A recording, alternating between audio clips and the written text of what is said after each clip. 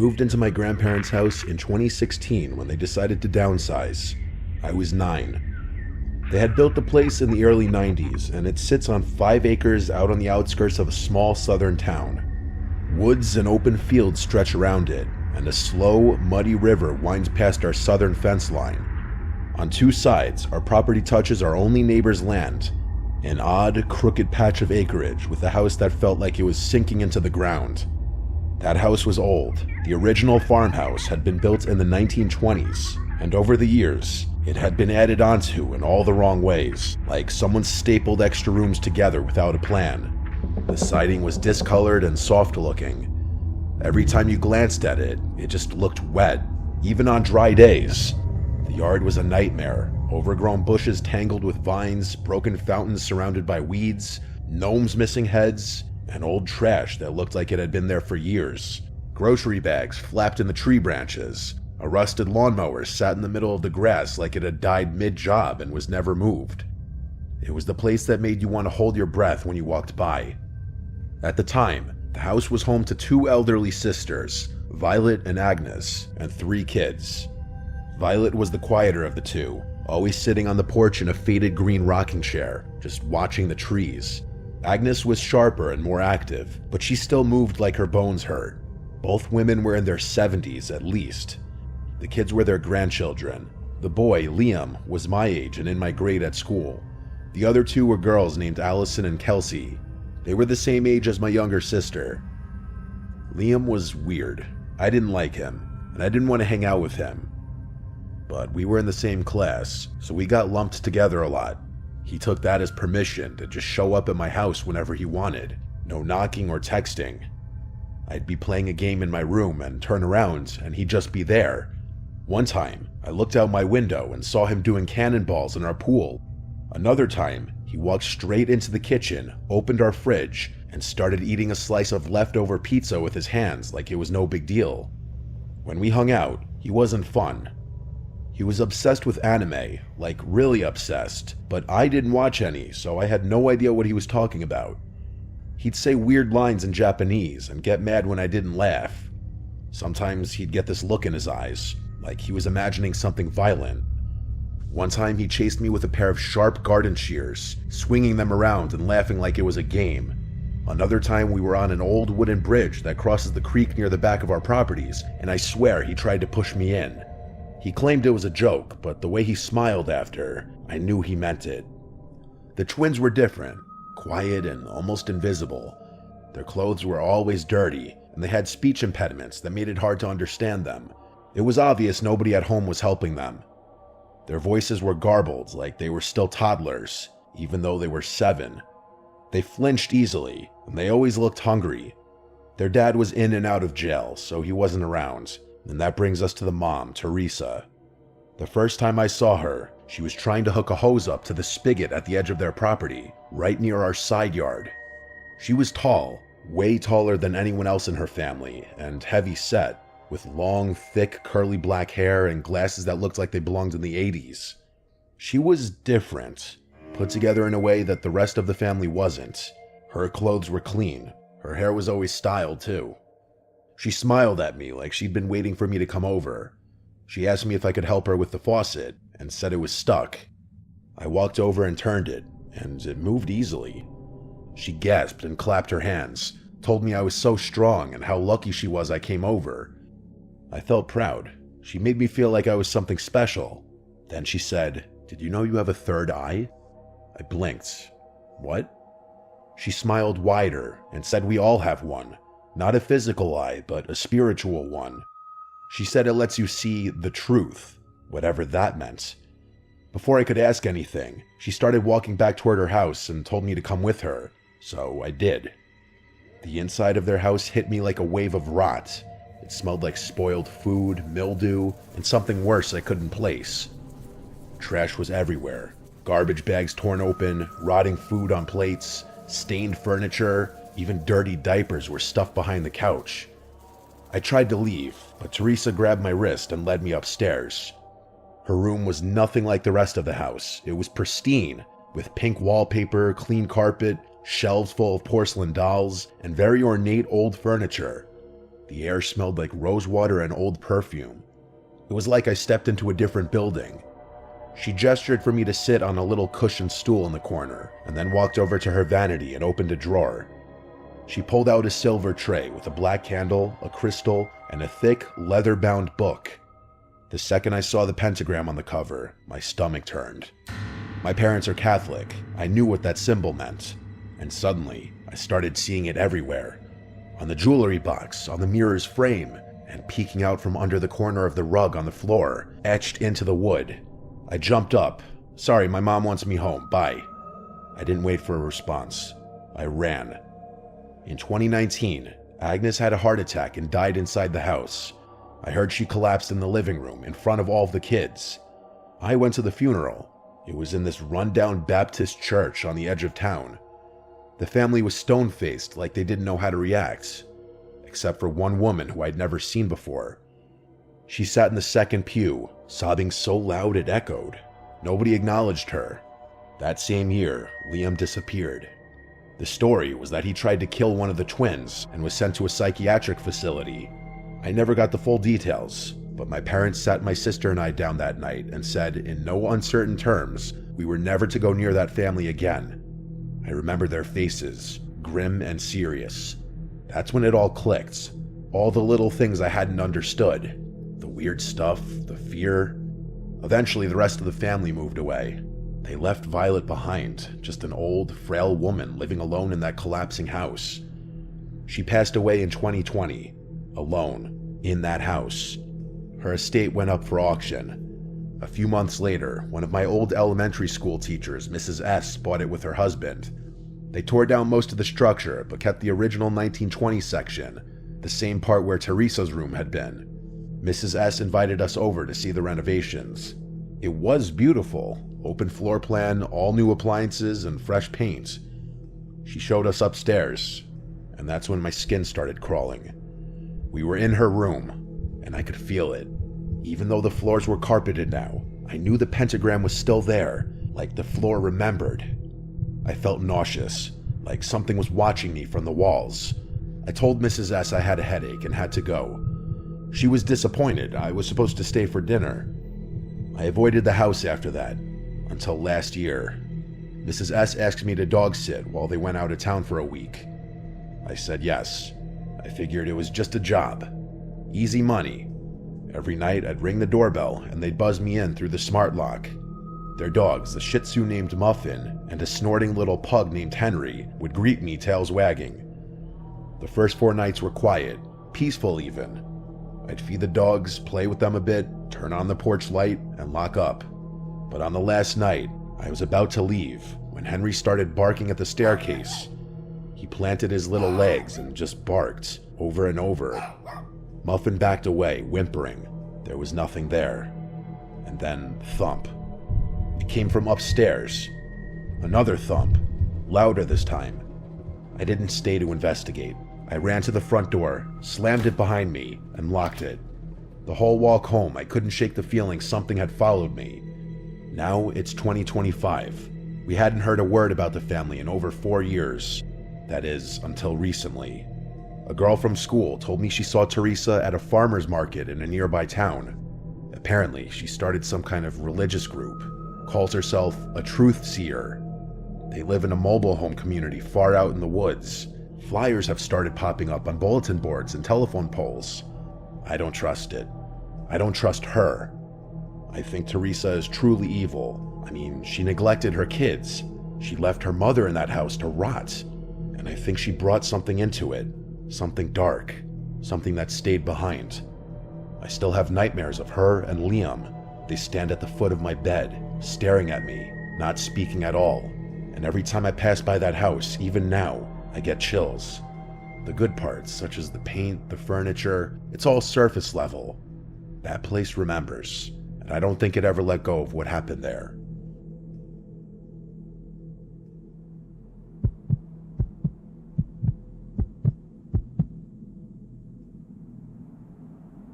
My name is Keegan.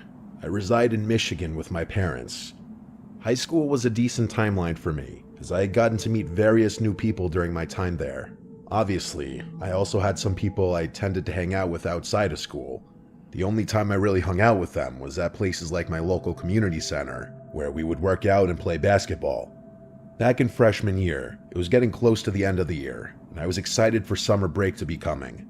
I would be starting driver's training, and even start doing a side job to at least begin making money, so I didn't have the fastest start. I had this one friend named Clayton. I would usually hang out with him at least once a week. He was a grade lower than me, his final year of junior high. We were to some extent good friends, and my dad and I even took him to a Detroit Pistons basketball game at one point. He was quite a big basketball fan, so he was more than eager to attend his first game. Despite all the fun activities in the past, it was until I started becoming more busy that he was somewhat beginning to change. He would usually get a bit sad or angry because I'm not free on a specific day. He was the kind of person to have some pretty intense anger issues when he got pissed off enough. I remember this one day when I told him I wasn't free again and that I would be home cleaning. It seemed as if he would find the right days where I'm not available to hang out. I didn't check my phone until after I finished cleaning, and I found out that he removed me on Snapchat. I messaged him on Messenger, asking why he got so mad and why he decided to remove me as a friend. He assumed I was lying to avoid hanging out with him. That thought crossed my mind for a while, and I even followed up with it at times because he was starting to become more obnoxious. On occasion, I would lie and say I'm doing something, going somewhere, or already made plans with another friend. He felt so left out that one day, when the sun had set, he showed up to my apartment I was living in at the time unannounced. I asked him why he didn't text me ahead of time. Nothing. He just stared at me for a few seconds before walking away slowly. Why was he here at this hour? Why didn't he say anything? Why did he just give me this 1,000-yard stare as if I did something to offend him? I hadn't spoken to him the next day. That's also when I turned off my Snap Map on Snapchat to hide my location from him, after he apparently added me back. Some time had gone by, about a month, and he's still the same person, angry or sad when I can't pay him a visit. That's when I got a text from my friend, Nick, who I barely saw in person. He knows Clayton and his ex-girlfriend. Nick had told me some gruesome things about him and what he's done, but my heart dropped as I heard from him and Clayton's ex that he held a knife at his ex-girlfriend's throat and sexually assaulted her. I knew that he was a psycho right then and there. I removed him as a friend on all platforms without any hesitation. He texted me on Instagram before I removed him on there too. He blew up my phone with messages asking why I'm removing him.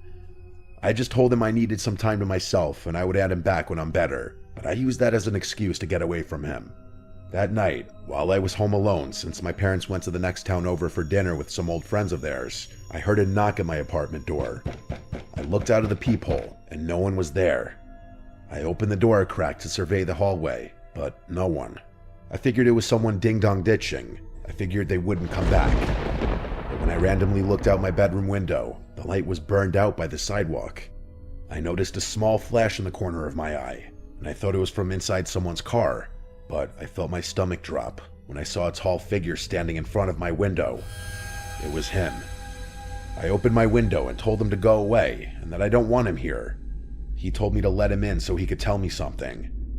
I firmly said no and told him I want him gone, but when he began to move around a bit, I noticed something was in his hand. I couldn't exactly make out what he was holding until he held it up, and when I tell you I was frightened, I felt as if I was going to pass out.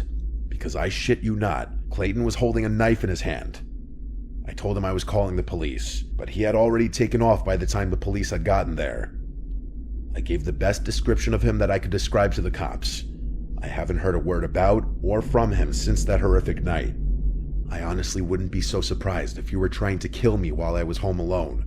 I believe he had murderous intentions. I assumed he probably ended up in juvie after what happened. Not only was I horrified from that experience, but it may have been one of the most traumatic moments of my life. Having your parents gone along with it makes it feel undeniably more unsettling. I'm glad I disconnected all contact from him when I did, because I think if I continued to remain friends with him, I probably could have ended up as one of his endless punching bags, or even worse, dead.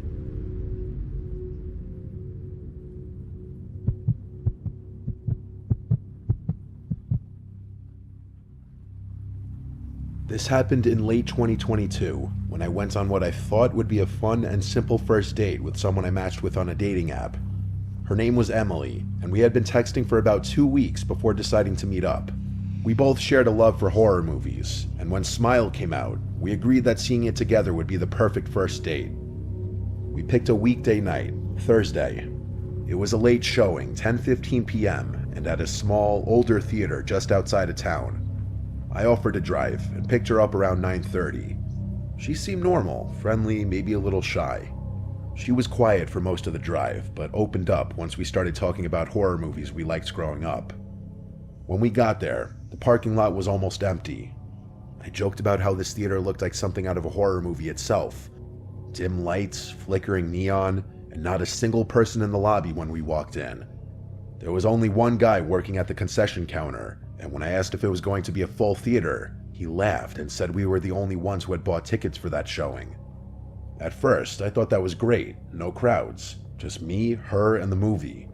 We went into Theater 6 and chose seats right in the center, about 4 rows from the back.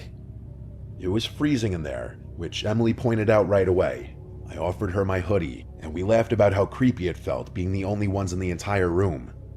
We sat back and talked while waiting for the previews to start. I was starting to feel a little chemistry between us, and I figured this would be one of those dates where you actually end up seeing the person again.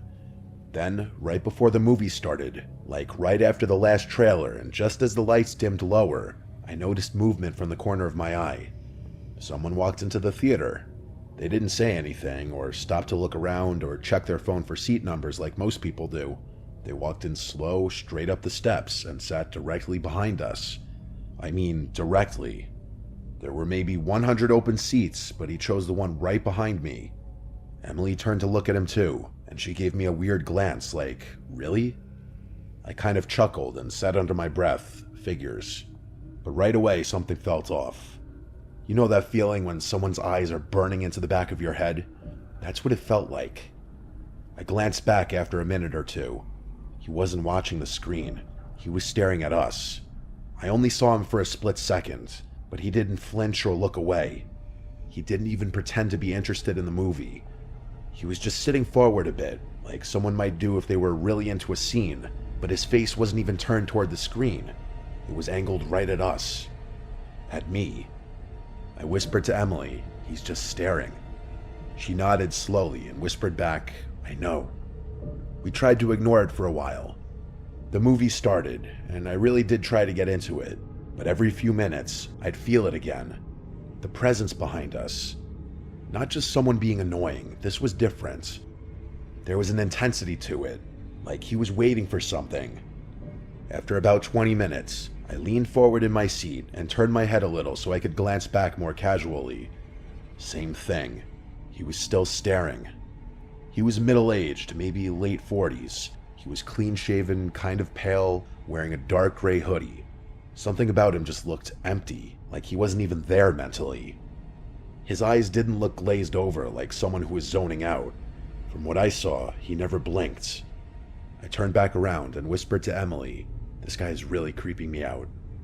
She looked genuinely scared now. "Do you want to move?" We considered it, but where would we go? It would still be in the same room, and we were already in the best seats. Moving might make it awkward or even provoke him. A few minutes later, I felt something. The guy breathed on me.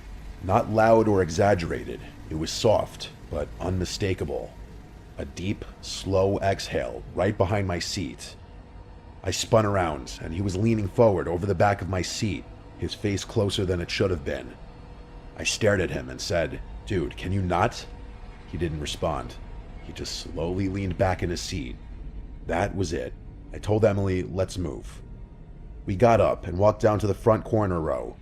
It sucked and the angle was bad, but we needed distance. I could barely focus on the movie anymore, just kept glancing back every couple of minutes, and every time I looked back there, he was staring straight at us. He didn't budge. Around halfway through the movie, we heard footsteps. He was coming down the steps. Emily grabbed my arm and we both held still. The footsteps stopped a few rows above us. We didn't turn around. I don't know how long he stood there. I didn't dare look. Then, finally, He walked back up to the top row. I whispered, "We need to leave." She nodded. We grabbed our stuff and slipped out quietly.